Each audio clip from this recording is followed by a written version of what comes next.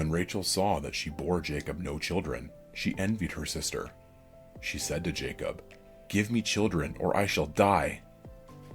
Jacob's anger was kindled against Rachel, and he said, "Am I in the place of God, who has withheld from you the fruit of the womb?"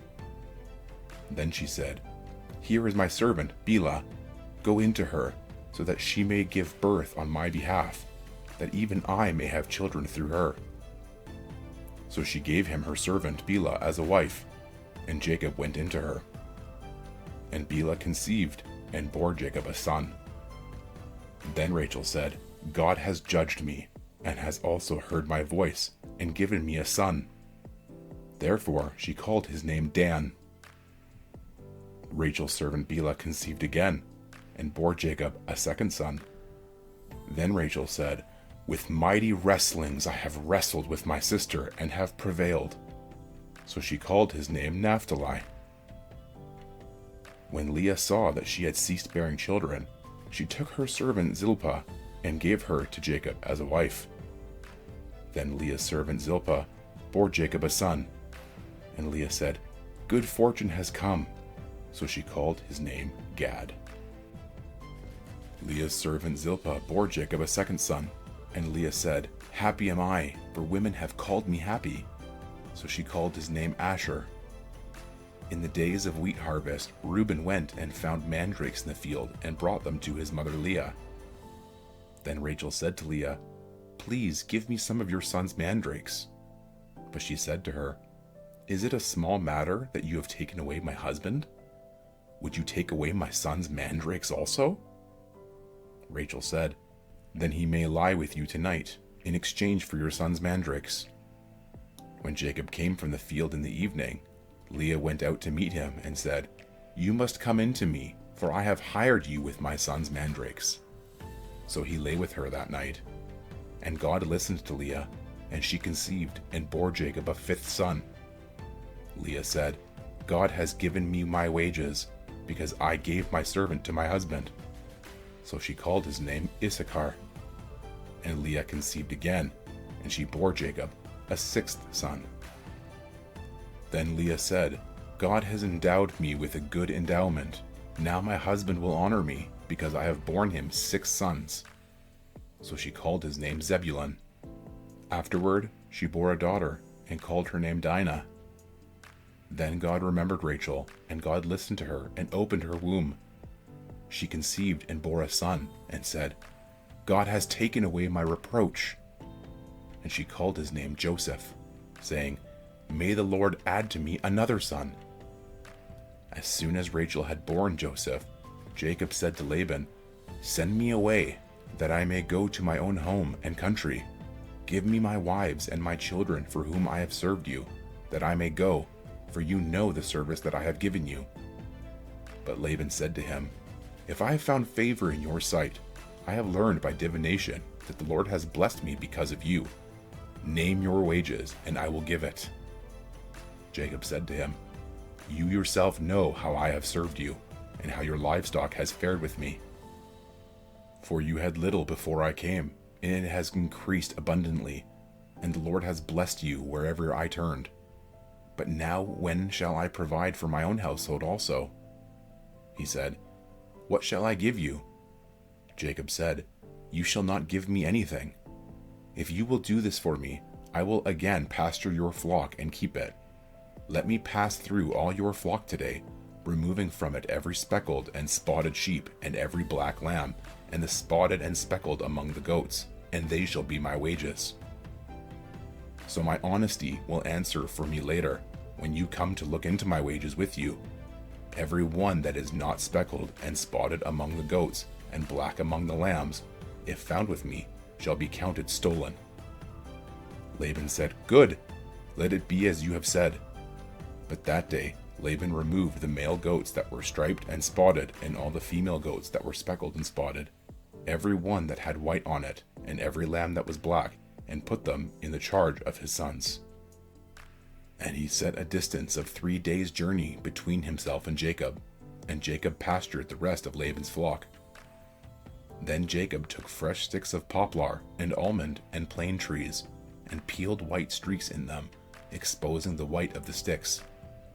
He set the sticks that he had peeled in front of the flocks in the troughs, that is, the watering places, where the flocks came to drink. And since they bred when they came to drink, the flocks bred in front of the sticks, and so the flocks brought forth striped, speckled, and spotted. And Jacob separated the lambs, and set the faces of the flocks toward the striped and all the black in the flock of Laban. He put his own droves apart, and did not put them with Laban's flock. Whenever the stronger of the flock were breeding, Jacob would lay the sticks in the troughs before the eyes of the flock, that they might breed among the sticks. But for the feebler of the flock, he would not lay them there. So the feebler would be Laban's, and the stronger Jacob's. Thus the men increased greatly and had large flocks, female servants and male servants, and camels and donkeys. Now Jacob heard that the sons of Laban were saying, Jacob has taken all that was our father's, and from what was our father's he has gained all this wealth. And Jacob saw that Laban did not regard him with favor as before. Then the Lord said to Jacob, Return to the land of your fathers and to your kindred, and I will be with you.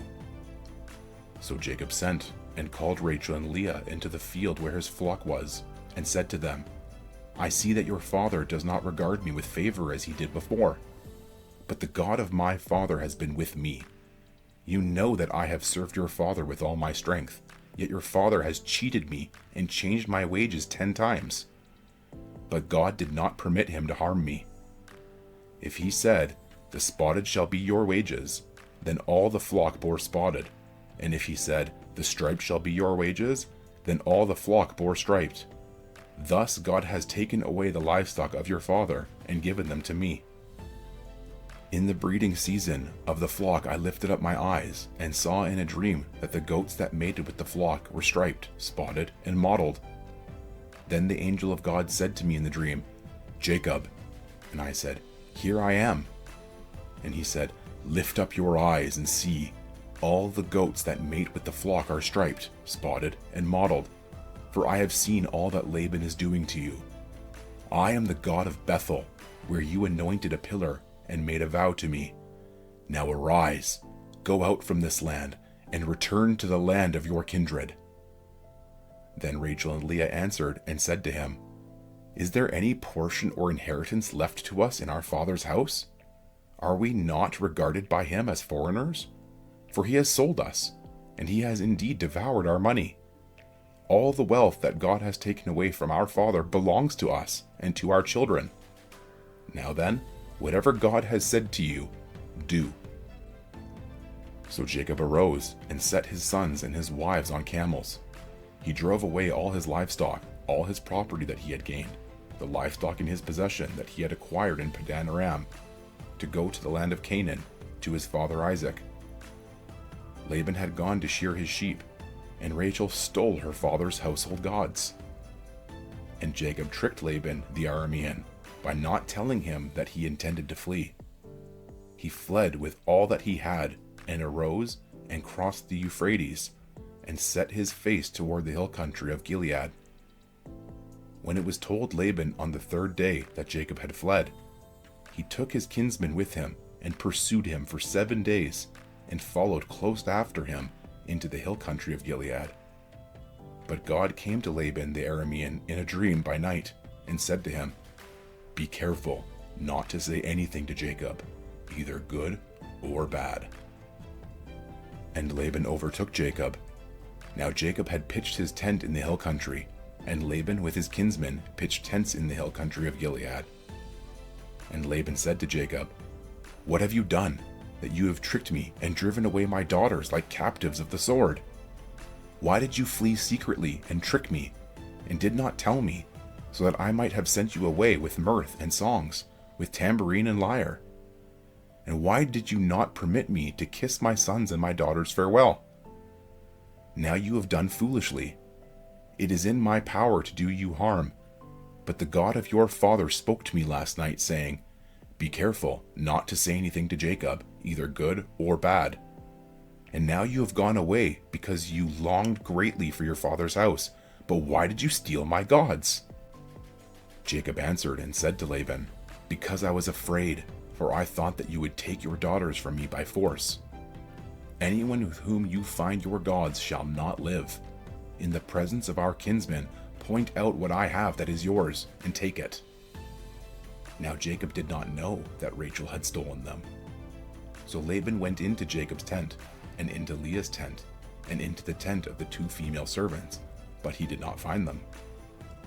And he went out of Leah's tent and entered Rachel's. Now Rachel had taken the household gods and put them in the camel saddle and sat on them. Laban felt all about the tent, but did not find them. And she said to her father, "Let not my lord be angry that I cannot rise before you, for the way of women is upon me." So he searched, but did not find the household gods. Then Jacob became angry and berated Laban. Jacob said to Laban, "What is my offense? What is my sin that you have hotly pursued me? For you have felt through all my goods. What have you found of all your household goods? Set it here before my kinsmen and your kinsmen, that they may decide between us 2. These 20 years I have been with you. Your ewes and your female goats have not miscarried, and I have not eaten the rams of your flock. What was torn by wild beasts I did not bring to you. I bore the loss of it myself. From my hand you required it, whether stolen by day or stolen by night. There I was. By day the heat consumed me, and the cold by night, and my sleep fled from my eyes. These 20 years I have been in your house. I served you 14 years for your 2 daughters, and 6 years for your flock, and you have changed my wages 10 times. If the God of my father, the God of Abraham, and the fear of Isaac had not been on my side, surely now you would have sent me away empty-handed. God saw my affliction and the labor of my hands, and rebuked you last night." Then Laban answered and said to Jacob, "The daughters are my daughters, the children are my children, the flocks are my flocks, and all that you see is mine. But what can I do this day for these my daughters, or for their children whom they have borne? Come now, let us make a covenant, you and I, and let it be a witness between you and me." So Jacob took a stone and set it up as a pillar. And Jacob said to his kinsmen, "Gather stones." And they took stones and made a heap, and they ate there by the heap. Laban called it Jegar-sahadutha, but Jacob called it Gilead. Laban said, "This heap is a witness between you and me today." Therefore he named it Gilead and Mizpah, for he said, "The Lord watch between you and me when we are out of one another's sight. If you oppress my daughters, or if you take wives besides my daughters, although no one is with us, see, God is witness between you and me." Then Laban said to Jacob, "See this heap and the pillar which I have set between you and me. This heap is a witness, and the pillar is a witness, that I will not pass over this heap to you, and you will not pass over this heap and this pillar to me to do harm. The God of Abraham and the God of Nahor, the God of their father, judge between us." So Jacob swore by the fear of his father Isaac, and Jacob offered a sacrifice in the hill country, and called his kinsmen to eat bread. They ate bread, and spent the night in the hill country. Early in the morning Laban arose, and kissed his grandchildren and his daughters, and blessed them. Then Laban departed, and returned home.